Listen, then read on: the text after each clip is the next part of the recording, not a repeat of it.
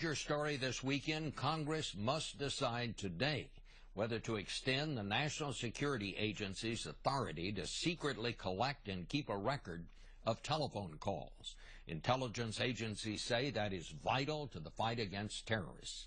As we continue our survey of likely 2016 presidential candidates, we caught up yesterday with former Florida Governor Jeb Bush at the Johnny Cash Museum in Nashville. We asked him if he believes the nation's security will be in danger if the program is allowed to expire. I do. And it's not a violation of civil liberties. There's no evidence, not a shred of evidence, that the metadata program has violated anybody's civil liberties. The first duty of our national government is to protect the homeland, and this has been an effective tool, along with many others, and the Patriot Act ought to be reauthorized, as is. What do you think is the greatest threat to our national security right now? Well, we have a lot more than we did just a few years ago. As we've pulled back, we have these new asymmetric threats of terror, ISIS and other terrorist groups that want to destroy Western civilization. So I'd say that's front and center, maybe the most important one. Well, let's talk a little bit about ISIS and these recent successes that they've had, and it always seems to come as a surprise when they make another gain. At the very least, do you think we need to put some ground troops back in there? I think we need to coordinate with the Iraqi government and with the Iraqi military to embed American troops, as we've done successfully in the past, to help train them, to identify targets, to do what we do really well. We need to encourage the Iraqi government to provide support to the Sunni tribes, as we did during the surge. I think we need to arm the Kurds as well in coordination with the Iraqi government. We need a strategy. We don't have a strategy right now. We have a series of tactics reacting to whatever's going on the ground. That doesn't mean we have to have combat troops in harm's way, but I think in concert with other countries, and certainly in an effort to try to restrict Iranian influence in Iraq, that we can play a constructive role. Some of the administration's critics, even some people in the Pentagon, are saying privately that the administration is sort of just buying time and is trying to leave this for the next president to deal with. It looks that way because you don't have a clear strategy, and I think the strategy is both military as well as political. We need to make sure that Iraq is stable for the region and to create narrowing the influence of ISIS, not just in Iraq, but in Syria. So it doesn't appear that they have a strategy. And then they put, every time that they talk about a strategy, they put conditions on that strategy that make it harder to actually implement it. So I think the first thing you need to do is take the advice of military leaders that know a lot more about this than folks in the White House. Take their input, create a strategy, express what the strategy is, and the strategy ought to be to take out ISIS in a coordinated way. And do it over the long haul. This is not something that's going to happen overnight. And you think that can be done without putting ground combat troops? I do, but it does require training of the Iraqi military. It requires garnering the support of the region. It requires the air power that we have right now. It requires better intelligence. It requires, for sure, the president's using that, and that's a good thing. The Secretary of Defense said the other day the Iraqis basically turned and ran during this latest encounter. And I don't know if that's true or not.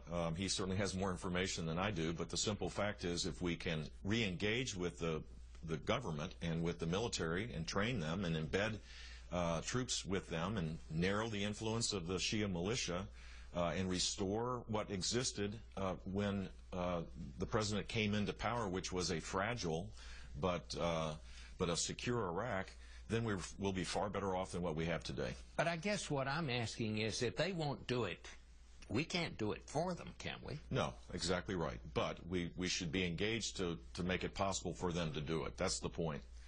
When we pulled back, the Iraqi military was not perfect by any stretch of the imagination, but it was battle tested, and Iraq was a far more secure place. As we pulled back, all of the sectarian influences began. They started firing the professionals and putting in political hacks, and that's the problem. We did not engage politically, and when we left militarily, we left a huge void. Governor, let's talk a little bit about politics. It's pretty obvious that you're running for president. You're going around the country. You're raising huge amounts of money for your super PAC, in addition to making all the traditional campaign stops everywhere.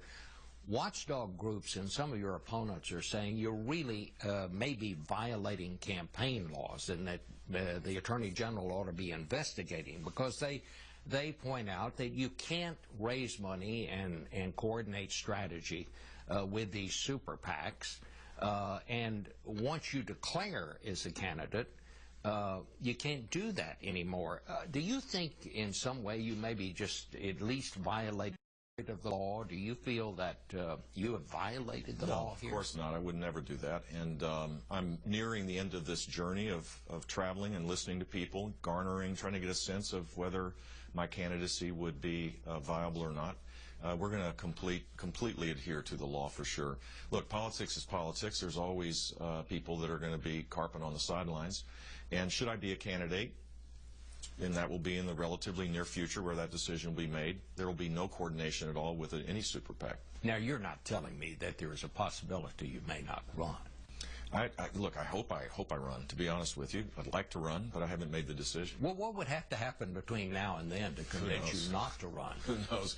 I've learned not to answer a lot of hypothetical questions. You're probably going to run. I hope so. I hope I'm a candidate in the near future. If I am a candidate, by the way, I'll have a chance to talk about my record, share my heart, and offer ideas that will give people a sense that their future might be brighter than what we have today.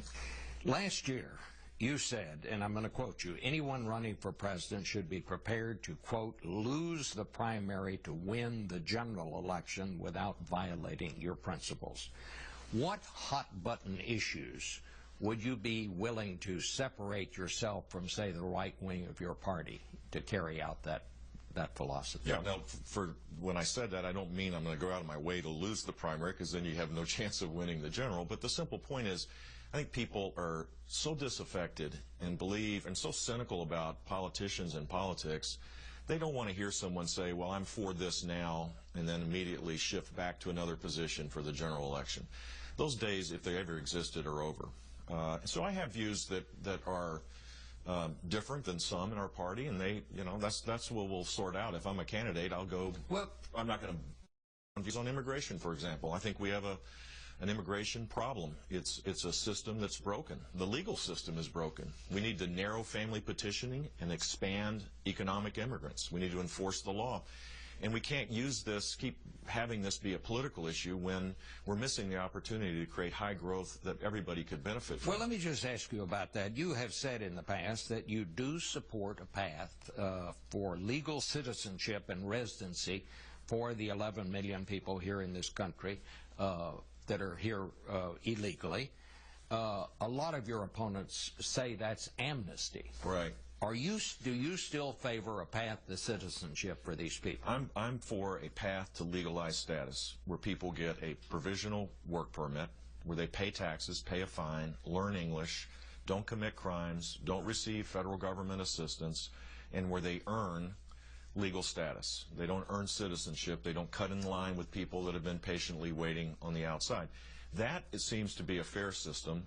But those that are opposed to that or call that amnesty don't have a plan really to deal with the 11 million people that are here illegally. Well, President Obama, as you well know, has taken several executive actions on immigration. Would you overturn those actions that he took if you're elected? I think the Supreme Court's going to overturn them. I think it's unconstitutional. I mean, I've read the law. I've written a book about this, and I'm kind of all in on the immigration subject. And the simple fact is, he doesn't have the authority to do what he did. He knows that, and he's doing this for political purposes to create a wedge for Democrats to win elections, I think. Well, I think that's their view. So now, going forward... What if the Supreme Court doesn't overturn it? Would you void those actions? The solution ought to be to change the law, and that's what I would do as President of the United States. Change the law to create a different status for so-called DREAM Act kids than other people. I mean, if you've come here when you were a kid... But you could just overturn those. As the new president, you could issue another executive order. Sure, but I think we need to fix the whole immigration system. So you wouldn't just do that? No, I think it ought to be the first one of the first priorities for substantive policy changes is fixing a broken immigration system, and this will be part of that. Let me ask you about Social Security. You recently said you favor raising the retirement age for Social Security. To what age? I think it needs to be phased in over an extended period of time. I've seen ideas that are 68, for example. So people that already have this supplemental retirement system, which is a contract, I don't think we violate that. For people that are about ready to be beneficiaries of their supplemental retirement, I don't think we change that. But we need to look over the horizon and begin to phase in over an extended period of time, going from 65 to 68 or 70. And that by itself will help sustain the retirement system for anybody under the age of 40. What about means testing? I think it ought to be considered, for sure. You do think so? I do so, yeah. Let me ask you about someone that, if you do get the nomination, may be your opponent, Hillary Clinton. Do you think it is all right for foreign governments to contribute millions of dollars to the Clinton Foundation when she was Secretary of State and now that she's running for president? No, I don't. Or at least at a minimum, it should be fully disclosed, which was the agreement I thought she had between the government and the Clinton Foundation.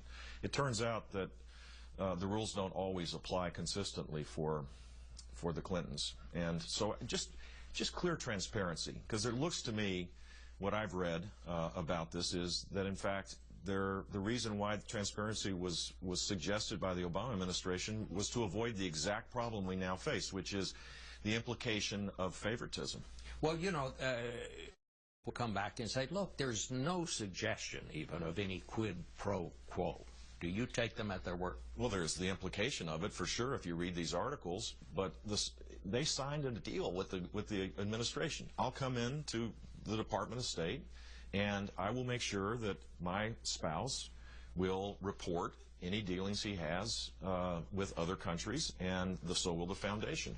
And the net result was they did some, but they didn't do them all. And now you have this doubt. It's inappropriate. Let me ask you, I've talked to your brother a couple of times over the last year, and he's very candid. He says one of the problems that you're going to have is him. And he says you cannot let the campaign become about him. Right. Do you think he's your main challenge? No, I don't. This is hard for me, to be honest with you. I have to do the Heisman on my brother that I love. You know, this is not something I'm comfortable doing. But I'm my own person. You know, I have my own life experience, and I will be successful if I'm a candidate when I share my heart and talk about what I've done as governor of the state, where I cut taxes, reduced the state government workforce by 11%, moved the state to a AAA bond rating. I mean, they called me Vito Corleone because I believe that government income should grow far less than personal income, which grew at 4.5% during my time. As I tell that story, people will begin to say, yeah, I'm look, he's a Bush. That's fine, but I'm for him because he has ideas that will help me rise up. And so my brother's not going to be a problem at all. I seek out his advice. I love him dearly. I've learned from his successes and his mistakes. That's an interesting question. What do you think you learned from him? Successes and mistakes. Well, the successes clearly are protecting the homeland. We were under attack, and he unified the country, and he showed dogged determination to keep us safe. And, you know, you can talk about a lot of stuff, but when you're President of the United States and you're confronted with that kind of event, to respond the way he did is admirable. And I've learned from that. And I think I learned also from not keeping the reins on spending. I mean, because of the war and because of the focus on protecting the homeland, I think he let the Republican Congress get a little out of control in terms of the spending. Making a decision to run for president is an enormous personal decision for anyone to make. Your brother talked about it. I know you've talked about it. Your father talked about putting your family through this exercise. Have you talked to your family about this? Yeah. And are you comfortable with what you're doing here as far as your family is concerned? I am. I've prayed about it, and I've talked at length to my wife of 41 years, who is the love of my life, and my kids, and they're totally all in. They know how ugly it can be. And it's hard for a family. It's easier as a candidate. You can kind of slough it off when the attacks start. But we're in an ugly time politically, and one of the, I think, next The challenges for the next president is to restore some civility in our political process. But in the interim, it's ugly for sure. But that was the big decision for me to even pursue the consideration of running, to be honest with you, was to make sure that Columba and my family were all in on this, and they are. One more question. Yep. When are you going to announce? Bob, first of all, let me say how much I just respect your service to our country. Face the Nation is the go-to place, and I just appreciate everything you've done. Unfortunately, you won't be around for me to announce a possible candidacy. And when do you think that'll be? Next month? It'll be soon, for sure. I have a trip to Germany, Poland, and Estonia a week from Monday, and after that, I'll have to make up my mind. All right. Well, tell you that we'll certainly like to have you. I won't be here, but John Dickerson will, and I know he'll be glad to see you if you want to come tell us about it. Thank you, sir. Thank you.